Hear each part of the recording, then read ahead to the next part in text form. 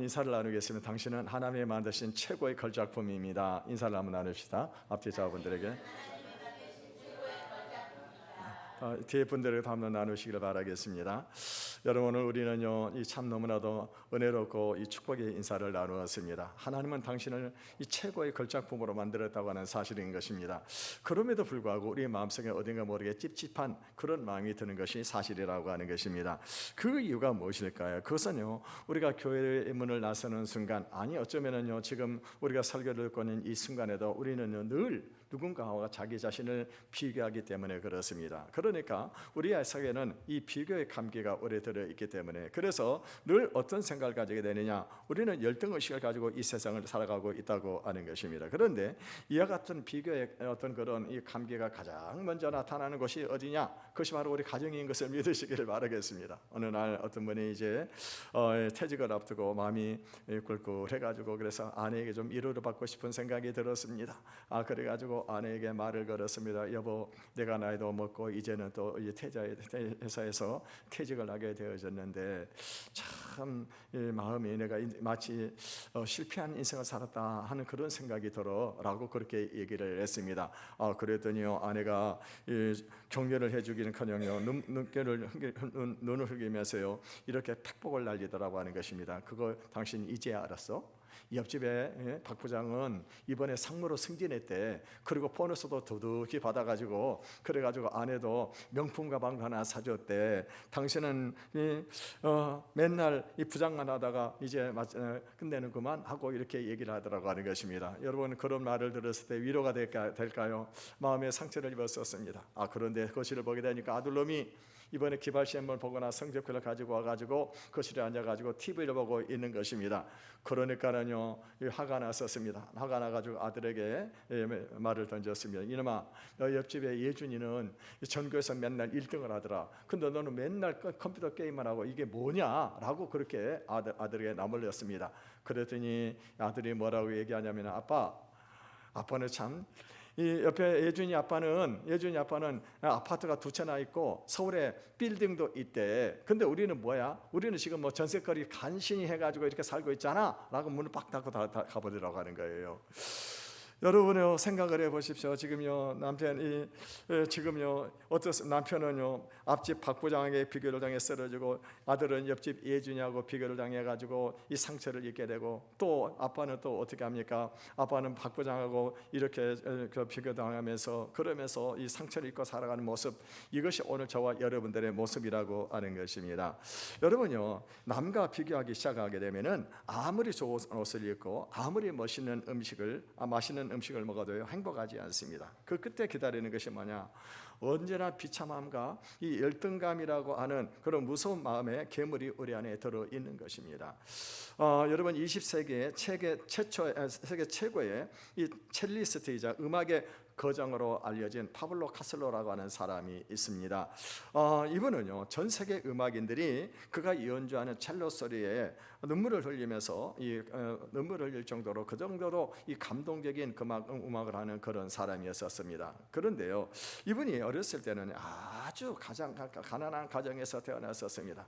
이분이 음악적인 그런 재능을 가지고 있고 또 음악을 하고 싶어 한다고 하는 사실을 아버지가 알고 있었지만은요, 어떻게 감히 첼로를 사줄 수가 있겠습니까? 첼로 구경도 못하는 그런 시골에 살았는데, 근데 아들이 이렇게 재능이 있는 겁니다. 그래서 아버지가 어느 날 이 아들을 데리고 산으로 올라갔습니다. 산에 올라가가지고 큰 나무를 베고, 그리고 그 나무에 그 배를 가지고 와가지고 집에서 드디어 이 톱과 칼로 이 악기를 만들기 시작을 했었습니다. 그래서 통으로 통을 하나 만들고, 그러고 난 다음에 이제 활을 켤 수는 대를 만들어야 되는데, 거기 머리 부분에다가 이 긴 막대기를 갖다가 꽂았습니다. 현이 어디가 있습니까? 현이 없게 되니까 양가죽끈으로 꼬아가지고 그래서 혀를 만들어 놨습니다. 그리고 아들에게 그것을 주었습니다. 여러분, 사실 이거는 악기가 아니죠. 이 장난감보다 못한 그런 것이었습니다. 그런데 이 아들은 어떻게 합니까? 그 악기를 너무나도 소중하게 가슴에 품었습니다. 그러고 난 다음에 매일, 그리고 또 밤마다 그 악기를 눈물로 연주를 하기 시작을 했었습니다. 근데 놀라운 것은 뭐냐? 이 악기에서 이 천상의 그 아름다운 그 소리가 들려지게 되는 것입니다.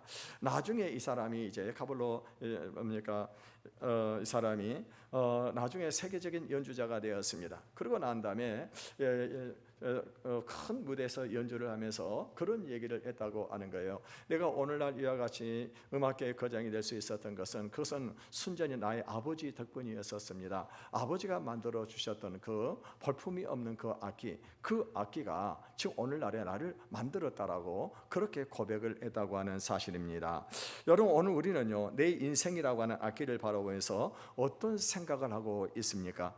세상이 만들어 놓은 화려한 명품 악기들과 비교하면서 내 인생은 왜 이렇게 투박할까?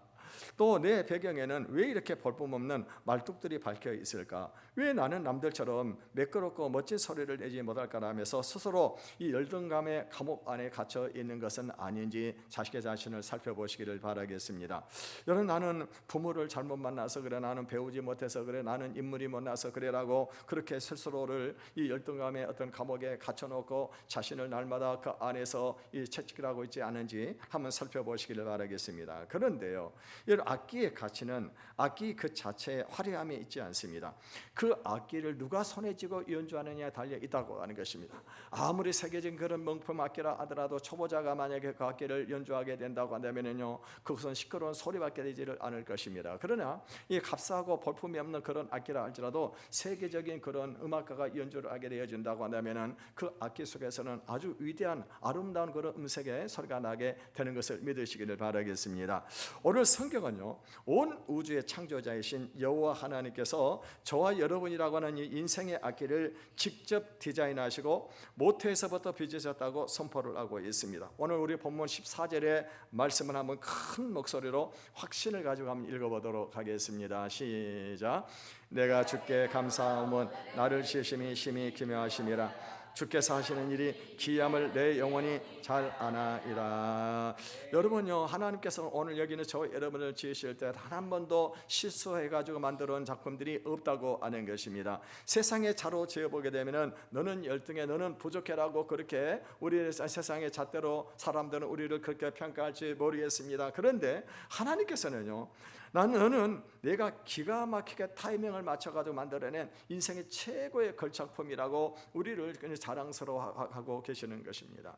오늘 이 시간에 우리를 짓누르고 있던 세상의 모든 비교의식과 열등감의 어두움이 예수의 이름으로 떠나가기를 주님의 이름으로 축복을 드리겠습니다. 그리고 나를 최고의 작품으로 부르시는 하나님의 음성에 귀를 기울이며 내 삶의 상처가 변해서 하늘의 자존감으로 살아가는 그런 여러분의 삶이 되시기를 주님의 이름으로 축원을 드리겠습니다. 여러분, 그렇게 하려고 하면은 어떻게 될까요? 첫째는요, 이 세상의 자를 버리고 하나님의 눈으로 우리 자기 자신을 바라보실 수 있기를 바라겠습니다.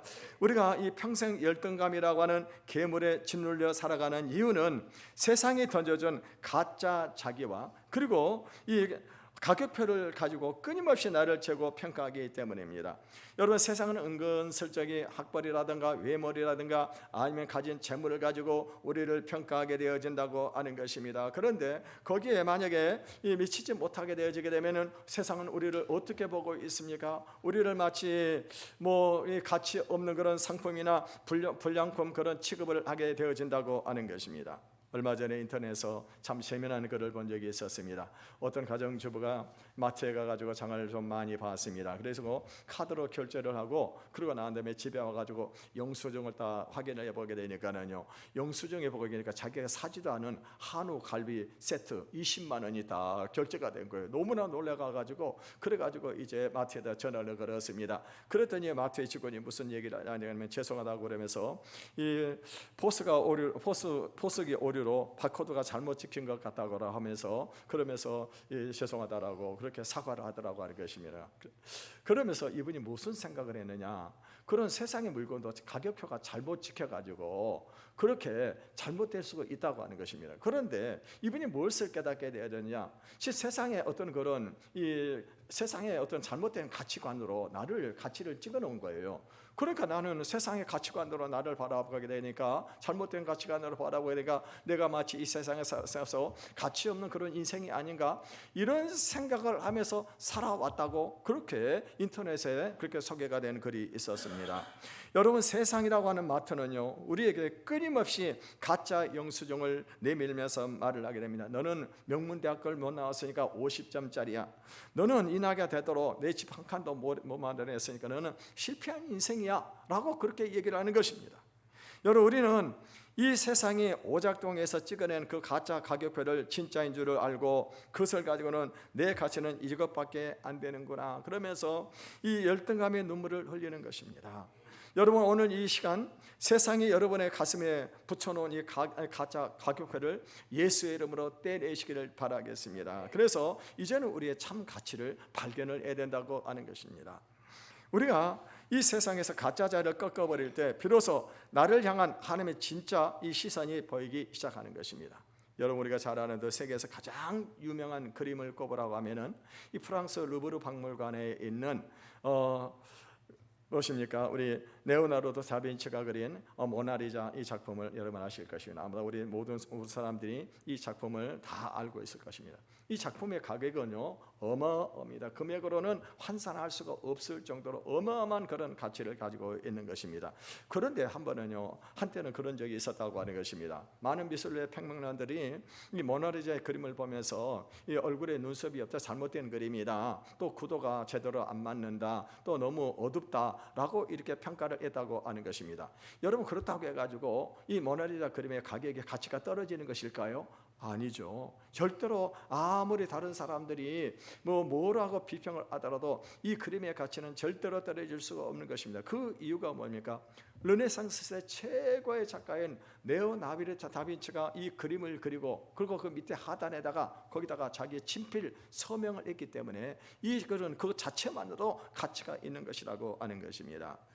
여러분요, 이 거장의 작품이라고 하는 이 증거가 있게 되니까 세상의 어떤 비판도 그 그림의 가치를 훼손할 수가 없는 것입니다.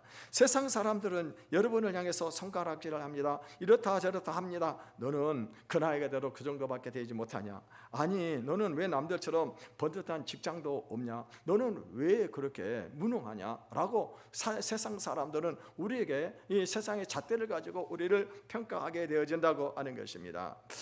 여러분요, 그 세상의 소리에 귀를 기울이게 되면은 우리는 영락없이 눈썹이 없는 모나리처럼요 불량품 같은 그런 인생으로 느껴지게 되어집니다. 그런데 여러분, 기억할 것이 있습니다.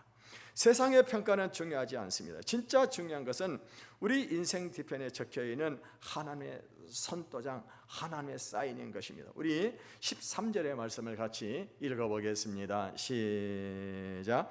주께서 내 내장을 지으시며 나의 모태에서 나를 만드셨나이다. 오늘 본문에 보니까 주께서 내 내장을 지으시고 나의 모태에서 나를 만드셨나이다 라고 말씀을 하고 있습니다. 여기서 만드셨나이다라고 하는 히브리어 원어 이 사카쿠라고 하는 단어는 배를 짜듯이 정교하게 깊다라고 하는 그런 의미를 가지고 있습니다. 그러니까 여러분, 하나님께서 우리를 만드실 때 어떻게 만드셨느냐? 우리 머리카락 하나하나, 그리고 또 우리 안에 있는 심장의 박동소리, 우리 성격과 그리고 은사 하나하나까지 하나님의 거룩한 성과로 한 땀 한 땀 정성스럽게 만들어 놓은 작품인 것을 믿으시기를 바라겠습니다. 그리고 그 작품 밑에다가 하나님의 피값으로 서명을 하셨어요. 너는 내 아들이다, 너는 내 딸이다, 이 세상에서 그 무엇보다 바꿀 수가 없는 가장 존귀한 존재이다라고 하나님께서 친필로 서명한 것을 믿으시기를 바라겠습니다. 여러분, 작품의 가치는 구경꾼이 매기는 것이 아닙니다. 작품의 가치는 누가 매길까요? 그 작품을 만든 사람이 그 작품의 가치를 매기는 것입니다. 여러분요, 이 외모가 조금 우리가 부족하다고 해도 괜찮아요. 남보다 물질이 없어도 괜찮습니다. 배우지 못했어도 괜찮은 것입니다. 왜냐하면 나는 하나님의 서명에 박힌 우주에 단 하나밖에 없는 한정판 명작이기 때문입니다. 이제부터 하늘의 자존감을 품고 세상의 가짜 자를 과감하게 꺾어버리시기를 바라겠습니다. 나를 명품으로 바라보시는 하나님의 시선으로 내 인생을 당당하게 살아내는 그런 저와 여러분이 되시기를 주님의 이름으로 축원을 드리겠습니다. 두 번째는요, 이 약함은 부끄러움이 아니라 하나님의 능력이 머무는 그 통로가 되는 것입니다. 우리가 하나님의 눈으로 나를 바라보기 시작하게 되면은 내 인생의 가장 부끄러운 약점마저도 하나님의 축복의 통로로 쓰임받을 수 있다고 하는 놀라운 사실을 깨닫게 되는 것입니다. 하나님은요, 우리 약점을 가지고도 기가 막힌 반전의 드라마를 쓰시는 분이십니다. 재미나는 얘기가 있는데요, 한 청년이 교통사고로 한쪽 귀가 잘려져 나가는 그런 아픔을 겪게 되어졌습니다. 이 청년은 기가 잘 나왔기 때문에 그것이 부끄러워가지고 평생 동안 이 머리를 길러가 장발을 하고 그러고 살아왔었습니다. 그런데 이 청년이 사업을 해가지고 성공을 해가지고 중소기업 사장이 되었습니다.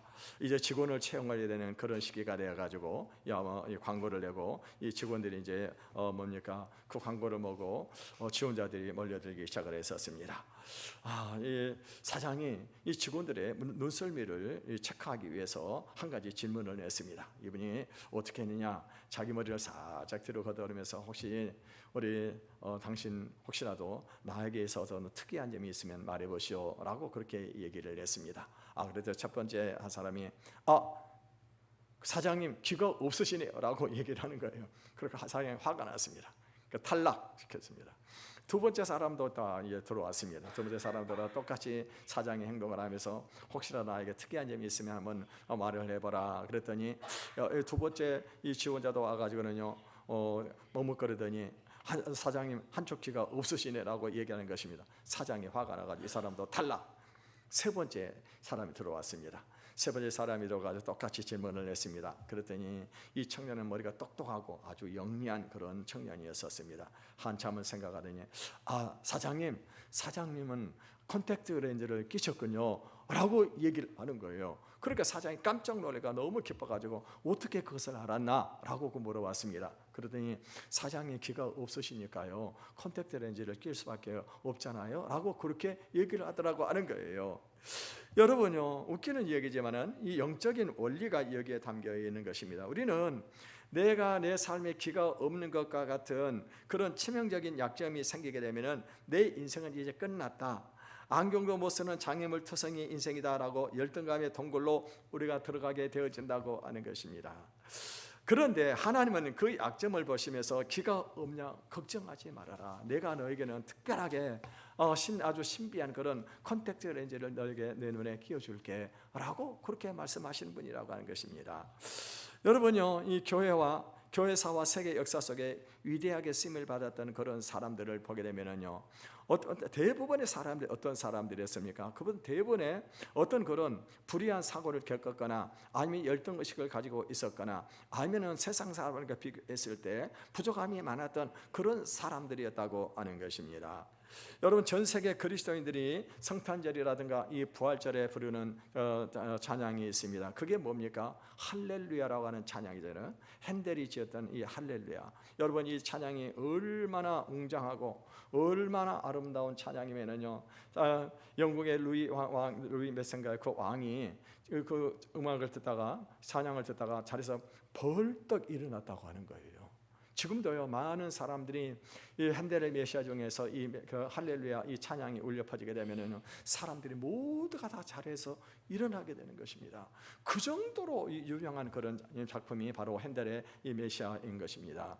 그런데 여러분, 이와 같은 큰 대작이 어떻게 만들어졌느냐? 핸델이 건강하고 그리고 아무 탈이 없고 그리고 그가 잘 나갈 때 그럴 때 만들어진 작품이 아니었다고 하는 것입니다. 핸델이 언제 이 작품을 만들어야 되느냐? 어느 날 갑자기 이 핸델에게 뇌졸중이 찾아오게 된 것입니다. 그래서 오른쪽이 완전히 마비가 되어 버려졌었습니다.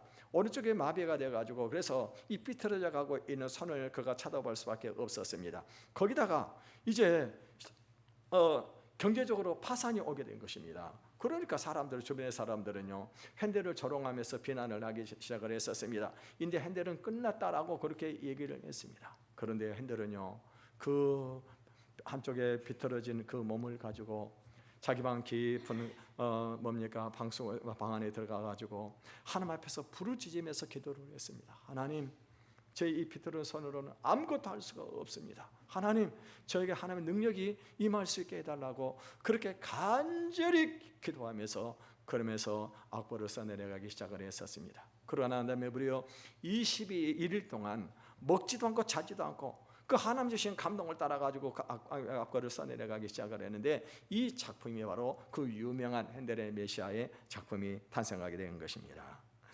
여러분요, 이 사도 바울도 이 놀라운 비밀을 깨달았기 때문에 이렇게 외치고 있습니다. 우리 고린도후서 12장 9절의 말씀을 같이 읽어보겠습니다. 시작. 내 은혜가 내게 족하도다. 이는 내 능력이 약한 데서 온전하여짐이라 하신지라.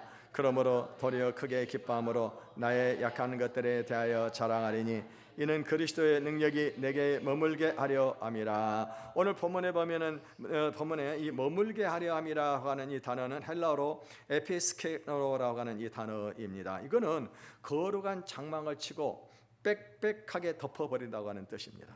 내가 세상적으로 똑똑하고 잘나고 가진 것이 많이 있을 때는요, 절대로 하나님을 찾지 않은 것입니다. 자기 잘난 맛에 인생을 살아가게 되는 것입니다. 그런데 내 삶의 핸들처럼 뇌졸중이 찾아오고 내 물질이 무너지고 자녀의 문제로 가슴이 찢어지는 그런 약함이 찾아오게 되어질 때 우리는 비로소요, 내 힘을 빼고 주님의 십자가 앞에 무릎을 꿇습니다. 하나님, 나는 아무것도 할 수가 없습니다. 하나님, 나를 도와주세요 라고 기도할 수밖에 없다고 하는 것입니다. 그때 하나님의 거룩한 임재의 장막이 우리 약함에 빽빽하게 덮어있는 것을 믿으시기를 바라겠습니다. 그러므로요, 우리의 약점은 우리 인생의 걸림돌이 아닙니다. 하나님의 은혜를 강하게 끌어당기는 영적인 안테나인 것을 믿으시기를 바라겠습니다.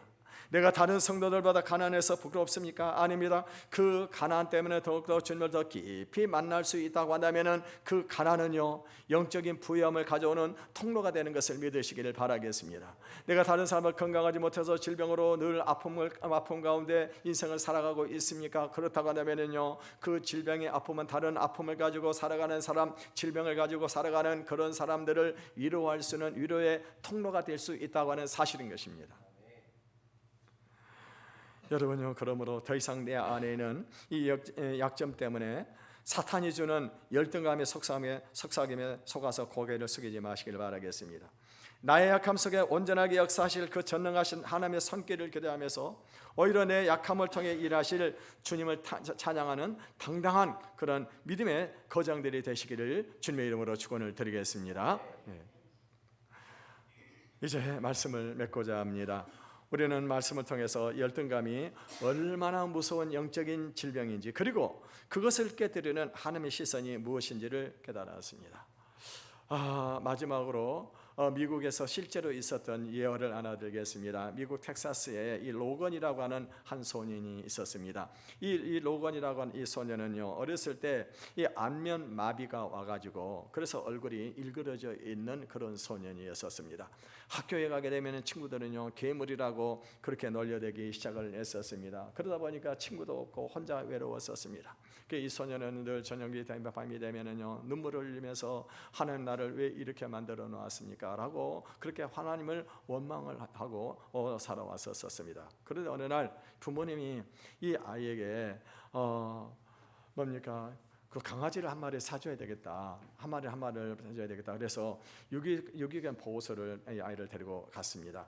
유기견 보호소를 가서 봤더니 거기에 보니까는 한쪽 구석에 웅크리고 있는 강아지 한 마리가 있었습니다. 그 강아지는 기가 잘려나가고 그리고 온몸에 상처 투성이었습니다. 아마도 이 강아지 주인이 이 강아지를 학대를 해가지고 기를 잘라버리고 그리고 때리고 그래가지고 온몸에 흉터가 남아있는 그런 강아지였습니다. 그러니까 이 강아지가 대인 기피증이 있어가지고 사람이 오면 웅크리고 한쪽에 구석에 있는 그런 강아지였었습니다. 다른 사람들도 여기 와가지고는요, 그 강아지 보면서 불쌍하다라고 얘기를 하지만은요, 아무도 그 강아지를 입양해 가려고 하지를 않았다고 하는 것입니다. 그런데 이 소년이 그 웅크리고 있던 그 강아지에게 다가갔습니다. 그러고 난 다음에 그 강아지를 안았습니다. 그러고 난 다음에 강아지에게 속삭였었습니다. 얘야, 강아지야, 나는 내 아픔을 내가 너무나도 잘 알아. 너는 내가 너 잘 알고 있기 때문에 내가 이제부터 내 친구가 되어줄게 라고 그렇게 그 강아지를 안았습니다. 그랬더니 놀라운 일이 벌어진 거예요. 그렇게 웅크리고 사람을 기피하던 게 강아지가요, 혀로 이 아이의 얼굴을 핥는 것입니다. 그러면서요, 그때부터 이 아이에게 어떤 일이 벌어지게 되느냐, 나중에 이 어머니가 이 언론사에다가 그렇게 얘기를 했다고 하는 것입니다. 그때 그 강아지가 우리 아이를 통해서 구원을 받은 것뿐만 아니라 우리 아이의 마음에 있던 그 상처가 치유가 되어졌다라고 그렇게 얘기를 하더라고 하는 것입니다. 여러분, 이 소년의 모습이 바로 오늘 저와 여러분의 우리를 품에 안으시는 예수 그리스도의 모습인 것을 믿으시기를 바라겠습니다. 세상은 끊임없이 우리의 외모를 보고 학교를 보고 학벌을 보고 재산의 유무를 보면서 너는 세상 상처투성이구나, 너는 자격이 미달한다라고 그렇게 말을 하게 되어집니다. 그래서 우리는 우리 스스로도 내 인생을 불량품 취급을 하면서 고개를 숙이며 살아가고 있습니다. 그런데요, 예수님은요, 세상의 자를 가지고 우리를 보지 않으십니다. 2000년 전 저 처절한 십자가 위에서 물과 피를 쏟으시면서 상처로 얼룩진 저와 여러분의 인생을 꼭 안아주셨습니다. 그리고 우리의 기회 되고 속삭여 계십니다. 세상이 너를 뭐라고 하든지 너는 내 아들이야, 내 사랑하는 아들이야, 가장 귀한 존재야. 너는 내가 십자가에서 피를 흘리고 죽을 정도로 너는 나에게 가장 존귀한 존재란다 라고 주님이 우리에게 말씀을 하고 계시는 것입니다. 우리가 가진 가치는요, 주위 사람들의 평가로 결정되는 것이 아닙니다. 만왕의 왕이신 하나님이 우리를 사랑하셔서 십자가 독생자를 내어주신 그 순간 우리의 가치는 이미 우주에서 가장 존귀한 존재로 확장이 되었습니다. 열등감은 사탄이 주는 가장 비열한 거짓말입니다. 이제 그만 세상의 가짜 가격파 앞에서 속상하면서 눈물 흘리지 마시기를 바라겠습니다. 더 이상 세상의 자를 가지고 자신의 고유한 인생을 난도질하지 마시기를 바라겠습니다. 여러분, 잘못 만들어진 것이 아닙니다. 하나님의 완벽한 계획 속에 지어진 위대한 작품인 것을 믿으시기를 바라겠습니다. 이번 한 주간 세상 항복하러 나갈 때 이제 고개를 당당하게 들고 어깨를 펴고 나아가시기를 바라겠습니다. 나는 하나님이 만들어 놓으신 이 세상의 가장 귀한 작품이라고 하는 이 사실을 가지고 여러분요, 세상의 가격표에 속지 마시기를 바라겠습니다. 그래서 이제 우리가 하나뿐인 그런 인생을 가장 아름답고 당당하게 살아가는 그런 복된 저 삶이 되시기를 주님의 이름으로 축원을 드리겠습니다. 이 시간에 함께 찬양을 부르시고 함께 기도하는 시간을 갖도록 하겠습니다. 하나님의 은혜, 나를 지으신 이가 하나님, 나를 부르신 이가 하나님, 나를 보내신 이도 하나님, 나의 나 된 것은 다 하나님의 은혜라. 찬양 부르겠습니다.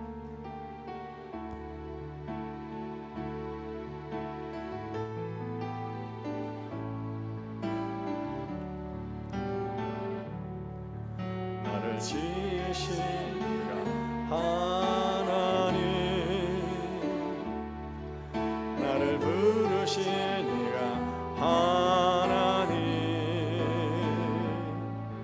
나를 보내신 이가 하나님,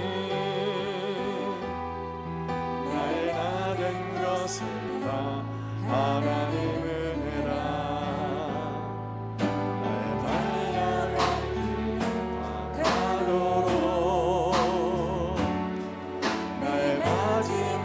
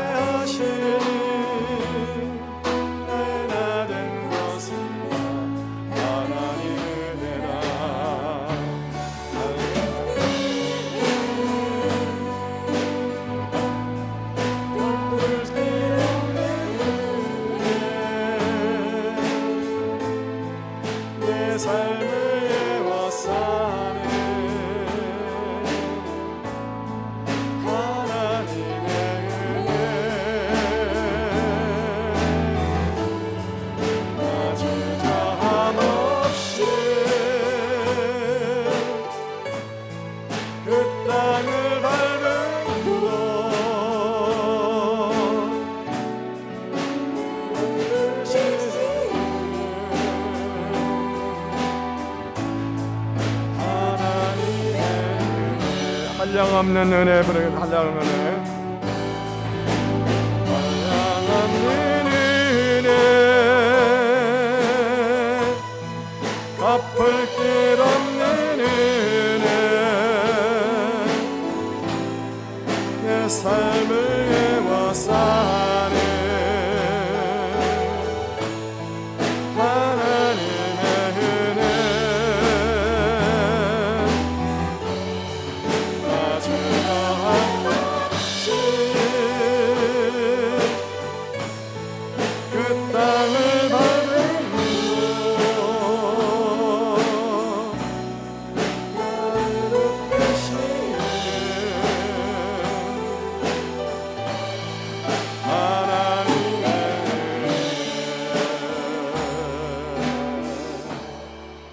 사랑하는 성도 여러분, 하나님께서는 우리 한 사람 한 사람을 하나님의 최고의 걸작품으로 만드셨습니다. 그럼에도 불구하고 우리는 늘 다른 사람과 비교를 하면서 열등감에 동굴에서 빠져나오지 못하고 그리고 불행하게 살아가는 사람들이 너무나도 많은 것 같습니다. 하나님, 이 시간에 우리가 기도할 때 하나님 우리 각자를 향한 하나님의 사랑과 뜻을 알게 하시고 내 안에는 열등감이 사라지며 나의 인생을 통해 계획하신 하나님의 뜻을 이루며 살게 해달라고 우리 주여 일창하고 통성으로 기도하겠습니다.